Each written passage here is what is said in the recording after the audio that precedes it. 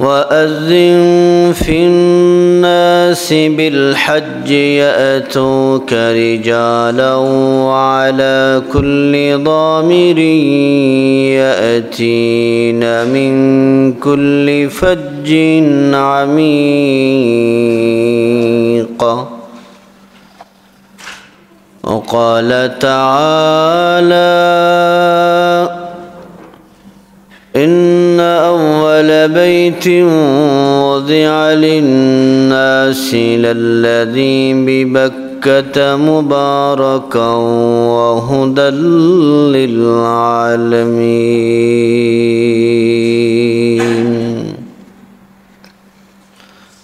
وقال رسول الله صلى الله عليه وسلم: بني الإسلام على خمس: شهادة أن لا إله إلا الله وأن محمدا عبده ورسوله وإقام الصلاة وإيتاء الزكاة والحج والصوم رمضان، أو كما قال عليه الصلاة والسلام. سبحانك لا علم لنا إلا ما علمتنا إنك أنت العليم الحكيم. صلى الله على سيدنا ومولانا محمد وعلى آله وأصحابه وسلم. بلغ العلا بكماله كشف الدجى بجماله حسنت جميع خصاله صلوا عليه وآله. মহান আল্লাহ রব্বুল ইজ্জতুল জালালের আলিশান দরবারে শুকরিয়া আদায় করি আলহামদুলিল্লাহ। মুহতারাম হাজিরিন, আশরে হরম, সম্মানিত মাস শাওয়াল মাসের দ্বিতীয় জুমআতে আমরা আগে আসতে পারছি, শুকরিয়া আদায় করি আবার আলহামদুলিল্লাহ।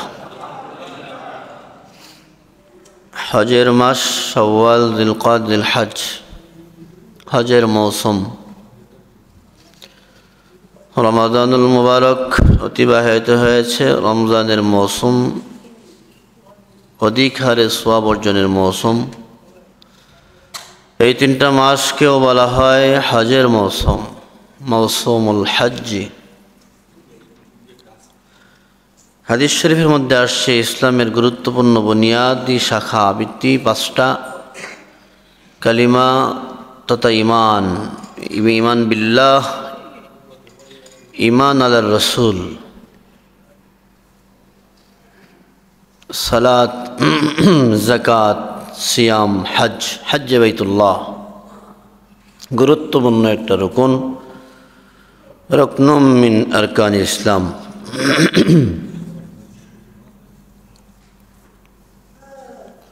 হজের বিশদ আলোচনা। গুরুত্বপূর্ণ এই ভিত্তিটা আল্লাহ রাব্বুল আলামিন বিধান দিয়েছেন, ফরজ করেছেন দুনিয়ার প্রথম গড়কে কেন্দ্র করে। রব্বুল ইজ্জতুল জালাল দুনিয়ার প্রথম ঘর বানিয়েছেন, যেটাকে আমরা কিবলা, খানায়ে কাবা বানিয়েছি। আমরা যেদিকে রুখ করে চেহারা ফিরিয়ে আমরা সালাত আদায় করি, সেই ঘর দুনিয়ার প্রথম ঘর। রব্বুল আলামিন ইরশাদ করেন: ইন্না আউওয়ালা বাইতিন উযিয়া লিন-নাস, ইন্না আউওয়ালা বাইতিন উযিয়া লিন-নাসি লাল্লাযী বিবাক্কাতা মুবারাকাও ওয়া হুদাল লিল-আলামিন।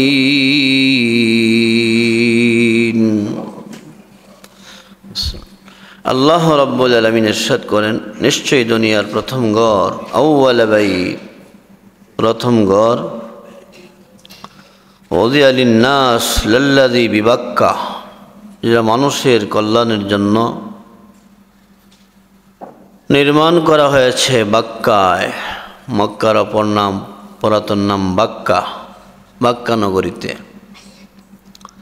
মুবারাকা, বরকতময় করে, হুদাল লিল আলামিন, বিশ্ববাসীর জন্য হেদায়েতের উপায় করে,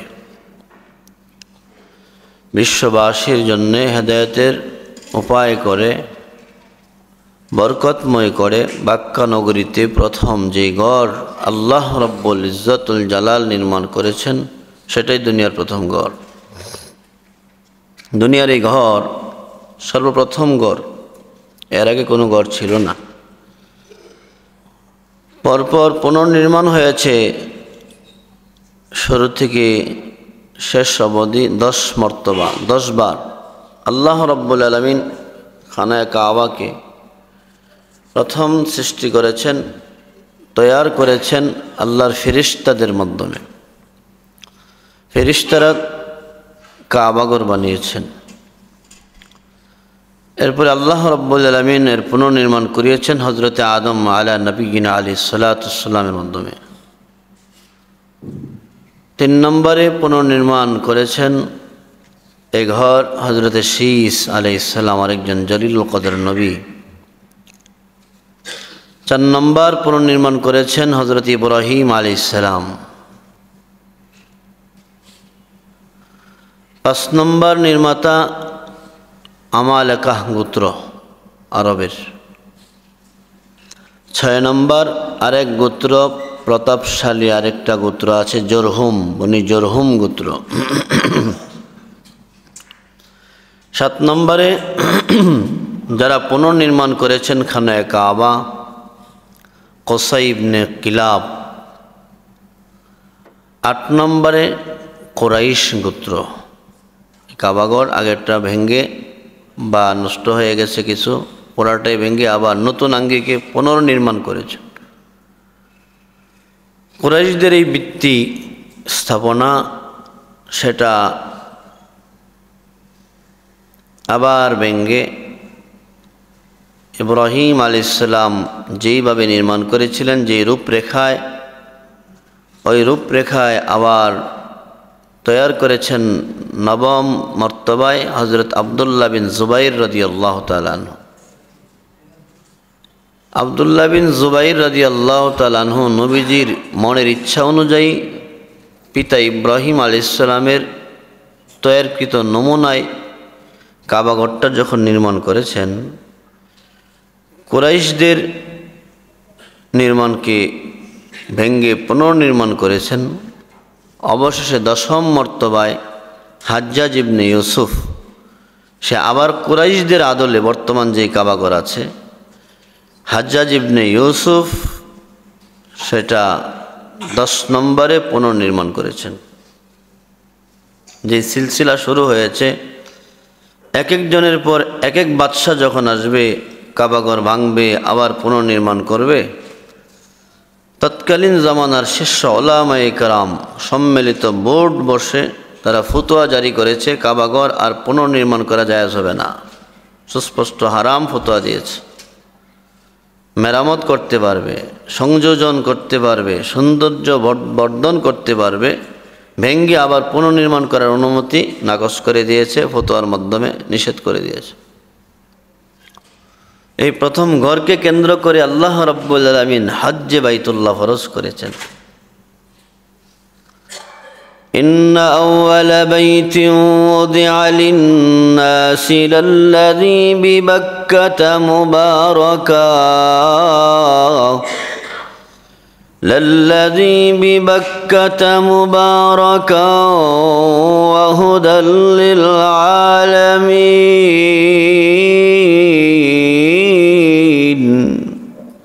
আল্লাহ রাব্বুল আলামিন বলেন, দুনিয়ার প্রথম ঘর আল্লাহ যেটা নির্মাণ করেছেন বাক্কায়।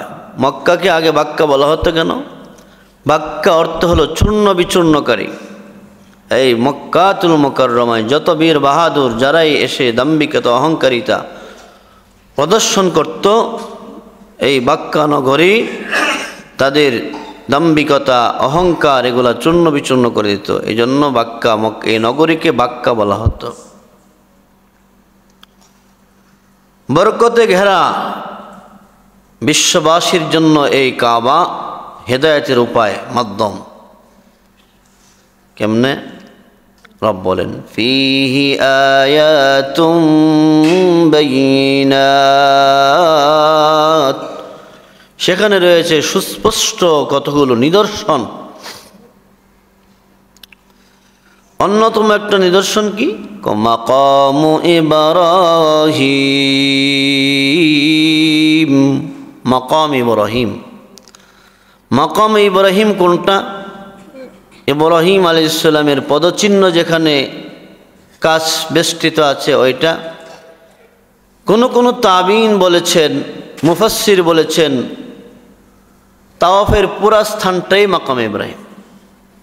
তাওয়াফ করে যে হাজী সাহেবরা পুরা স্থানটাকে মাকাম ইব্রাহিম বলা হয়।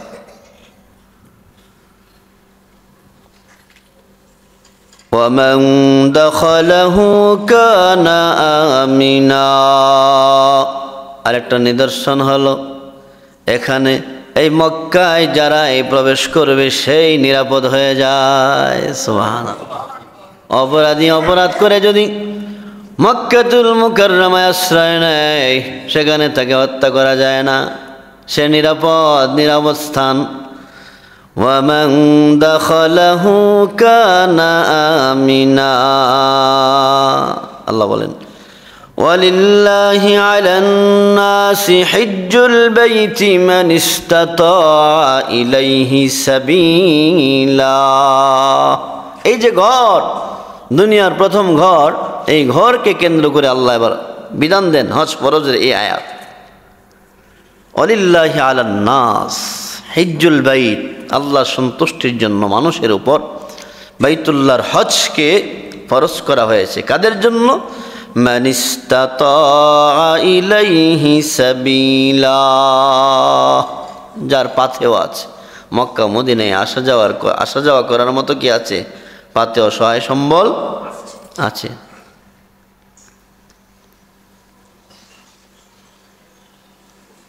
আল্লাহ বলেন, মক্কা মদিনায় আসা যাওয়ার মতো সহায় সম্বল আমি যাদেরকে দিয়েছি। কে দিয়েছেন? আল্লাহ। আল্লাহ বলেন, দেওয়ার পরেও অমাং কাফার, যারা অস্বীকার করবে, কুফরানে নিয়ামত করবে, দেয় নাই আমার, কি দিয়ে যাব? আমার জন্য কি হজ? আমার জন্য কি উমরা? অমাং কাফার فإن الله غني عن العالمين। আল্লাহ বলেন, বান্দা তুমি একজন নয়, যদি तमाम বিশ্বের মানুষও কি হয়ে যায়? অস্বীকার করে, জেনে রাখো বেনিয়াজ হয়ে যায়, অমুখাপেক্ষী হয়ে যায়, হজ করার প্রয়োজন মনে করে না, তাহলে ফাইন্নাল্লাহ, নিশ্চয় আল্লাহ তাআলা বেনিয়াস, অমুখাপেক্ষী বান্দাদের প্রতি। কেউ একজনও যদি না যায়, আল্লাহ কোনো পরোয়া নাই, আসে যায় না। গেলে লাভ কাদের? যে গেল তার, সে আল্লাহর বিধান মানতে পারল।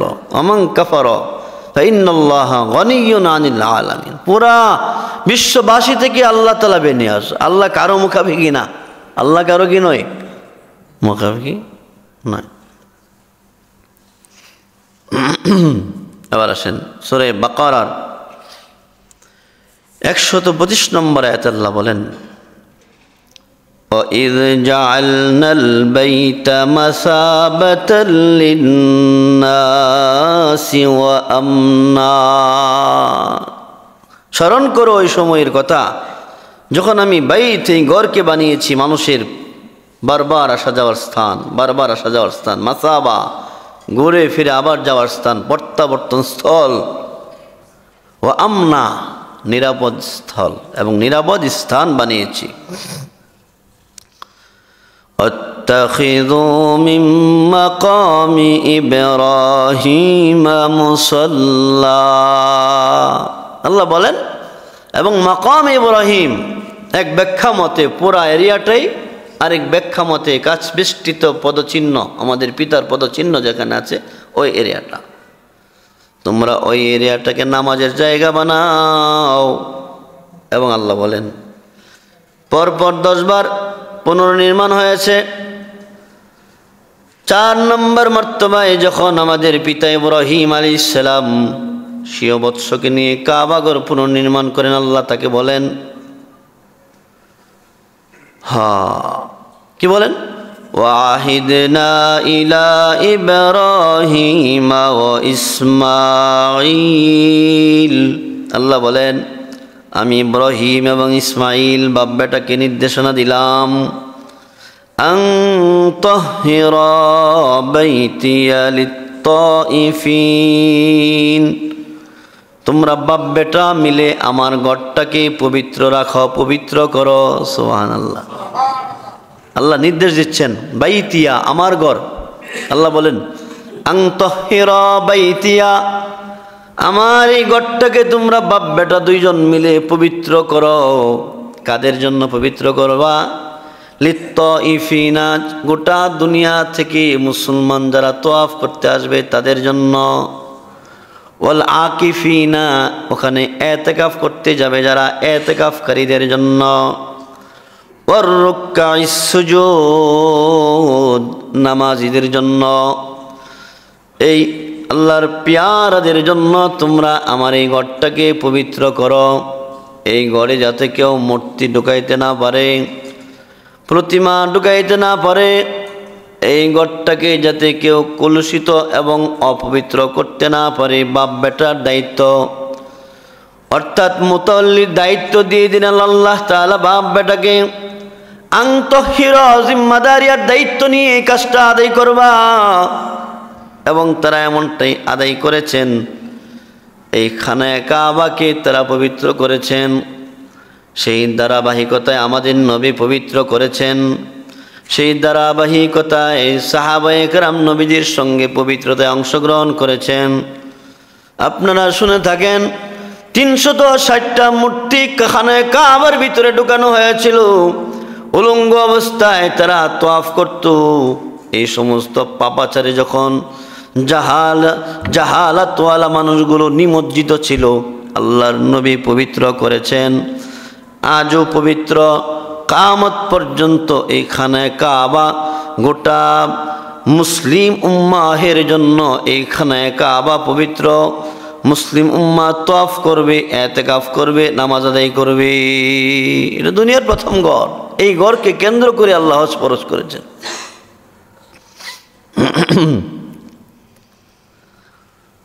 ইব্রাহিম আলাইহিস সালাম শুধু মসজিদের খেদমতই করেছেন এমন নয়, তিনি দোয়া করেছেন।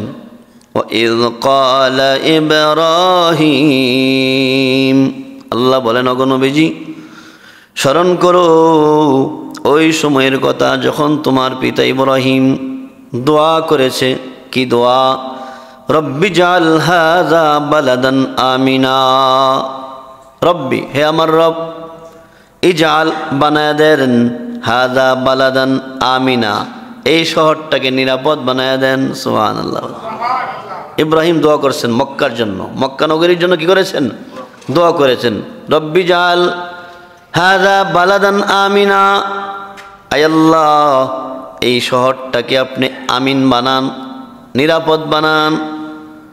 ওয়ারযুক আহলাহু মিনাস সামারাত, এবং এই অঞ্চলের অধিবাসীদের জন্য আপনি রিজিকের ব্যবস্থা করুন, ফলমূল দিয়ে। কি দিয়ে? ফলের রিজিক। অথচ পাথরের পাহাড় আর পাহাড়, মাটি খুঁজে মাটি তালাশ করে পাওয়া যায় না। ইব্রাহিম আলাইহিস সালামের দোয়া আল্লাহ কবুল করে এই পরিমাণ ফল দিয়েছেন। মক্কার, মদিনা এই অঞ্চল দ্বয়ের ফল তামাম বিশ্বের মানুষ খেয়েও শেষ করতে পারে না। সুবহানাল্লাহ।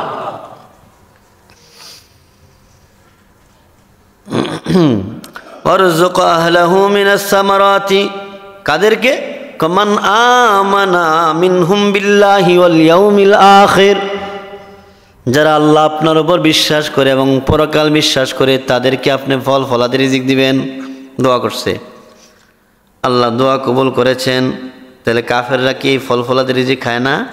খায় কি না? আল্লাহ বলেন আরেকটু বাড়া, ইব্রাহিম তুমি দোয়া করেছ, তোমার দোয়া মকবুল, তোমার দোয়া কবুল।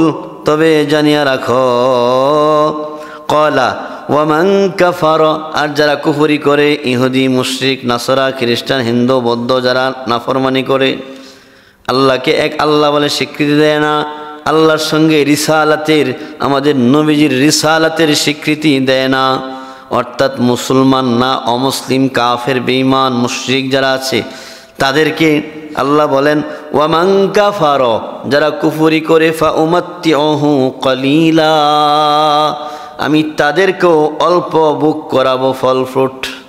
সুবহানাল্লাহ বলেন। কে কে কাফেরদের কে খাওয়ান? আল্লাহ খাওয়ান।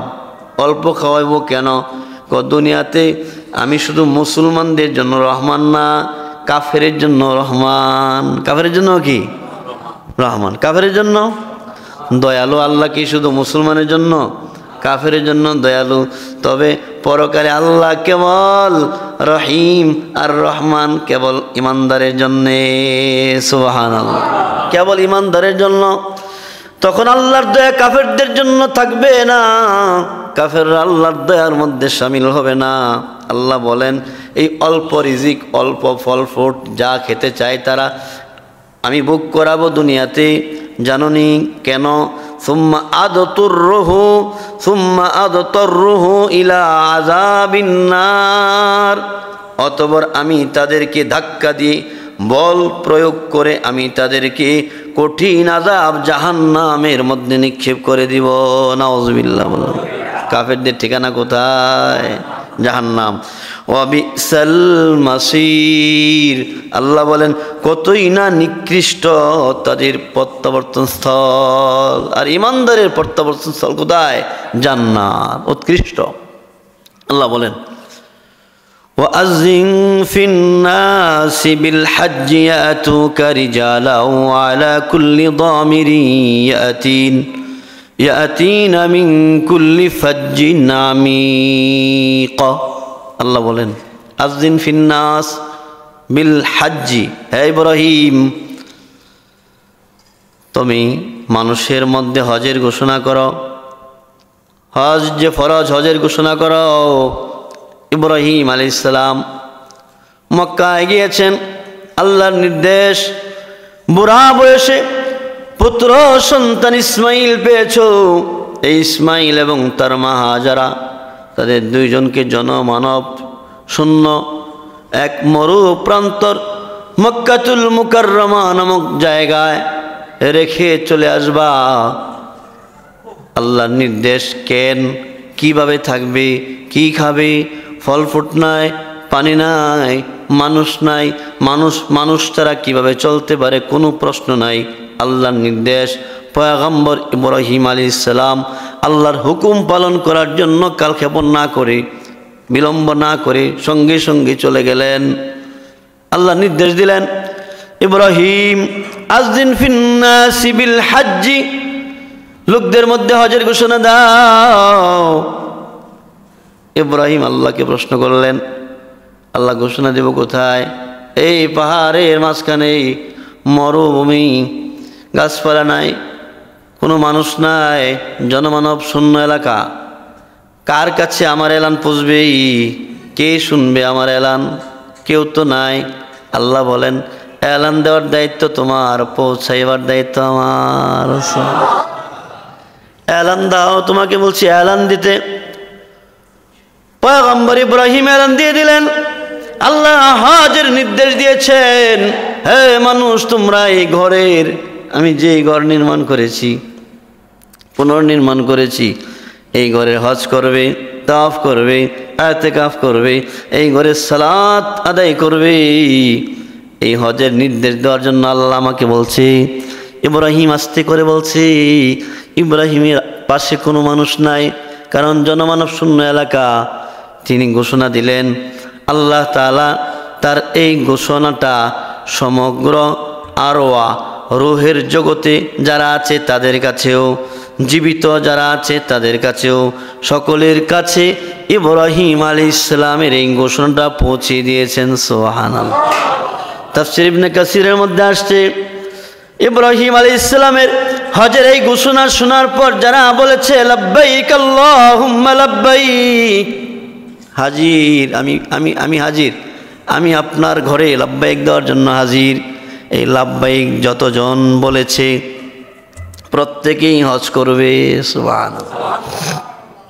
লাব্বাইক যারা বলেছে তারা হজ করবে, কারণ ইব্রাহিম আলাইহিস সালামের ক্ষীণ আওয়াজের এই ঘোষণাটা আল্লাহ তাআলা সবার কাছে পৌঁছে দিয়েছেন, সবাই শুনেছেন।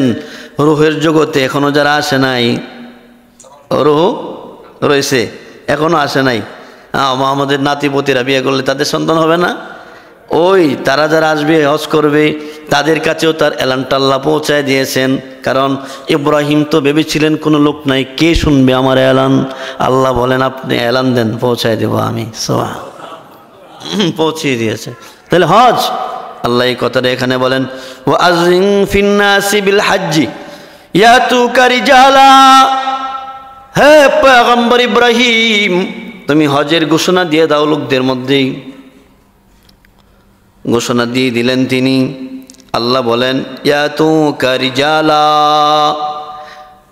আসবে হাজিরা, পায়ে হেঁটে হেঁটে আসবে। রাজেলের বহু বচন রিজাল, এখানে মানুষ না, লোক না, বলতে পায়ে হেঁটে হেঁটে আসবে, পায়দল অবস্থায় এসে হজ করবে।